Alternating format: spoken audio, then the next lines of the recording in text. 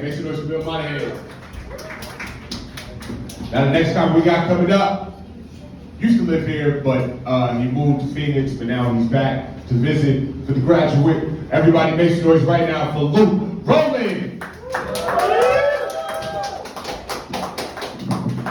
How we all doing, y'all? Yes, my real name is Luke Rowland. That's the name my father gave me. You're welcome. Yeah. But the name that the stage gave me, my stage name, is the Rowland Stoner. Well, my street name, the name that people call me when they see me walking down the street, is Hey Jackass! I respond to all three, but I definitely do prefer to be known as the Stoner, the Rowland Stoner. Speaking of stoners, what do you call a stoner with a joint? Satisfied, because you know he's gonna smoke that shit. Yeah. What do you call a stoner eating a sandwich? Even more satisfied, because you know that after he smokes that shit, the munchies are gonna hit. What do you call a stoner that can't feel his legs? On the toilet. Because you know that once he smokes that shit and the munchies hit, that stoner's gonna need to take a shit. What do you call a stoner that can't feel his legs even after he's off of the toilet? An amputee. What do you call an amputee that's a stoner and still stuck on the toilet? By his name, what else would you call him? Probably an ambulance, because that does sound like an emergency. Stuck on the toilet. Speaking of emergencies, though, what do you call a spontaneously combusting church? A friar fire. What do you call a friar, or priest if you didn't get that last joke? What do you call the priest that died in that fire? A pedophile. Ironically, it was a cold case. You know, pretty open and shut, much like that altar boy's mouth. So I'll ask you again, what do you call the spontaneously busting church that killed the pedophilic priest in a fire? An act of God. And you can take that right to the bank as an insurance claim. And they'll bring it right back to you as an act of arson.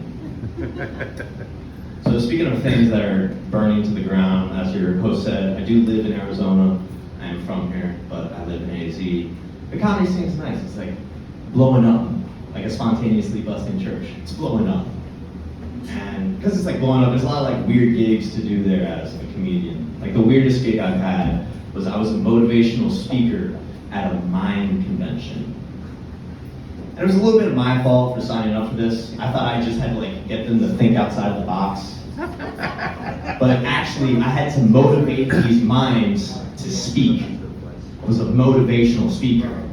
And I did exactly that. Ooh, I was so good. I got these mimes to articulate so well that they were so astonished at their ability to talk that they were left utterly speechless.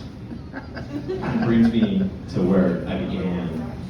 So I had to compromise, which isn't the most motivating thing to do as a speaker, you know. But I compromised with these mimes, taught them how to sign language, which I think is more effective, you know, as a motivational speaker, you know. But like, than teaching them how to talk, because actions will always speak louder than words. Like that stool right there that moved spoke a lot louder than the words that I just said. You know what I mean? I think I'm a funny guy. I don't know if others agree. Others think that I'm just like a bad influence. Maybe because I'm a funny guy. And my one friend, she was like, Luke, you're such a bad influence. Ever since I've been hanging out with you, I've been using humor as a coping mechanism. Oh, I'm sorry. I didn't know I was making you funny. I didn't know that ha-has were the same scheduled drug as heroin. If I did know that, I would start doing comedy a lot fucking sooner than I already did. But I may be a bad influence, but I'm a great inspiration. You know what I'm saying?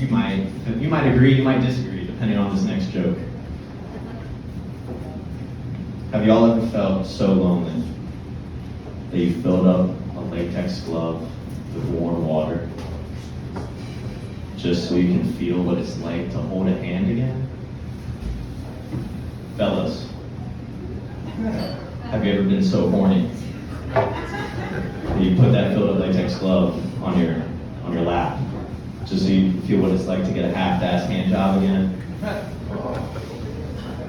Ladies, has it ever been so long that you take that filled up latex glove and you put it in the freezer just so you can feel what it's like to get finger blasted by your ex again?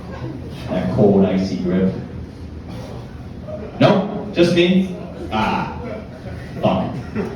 I just exposed myself. Anyway, my name's Luke the Rolling Stoner, but if you see me on these streets, you can just call me Jackass.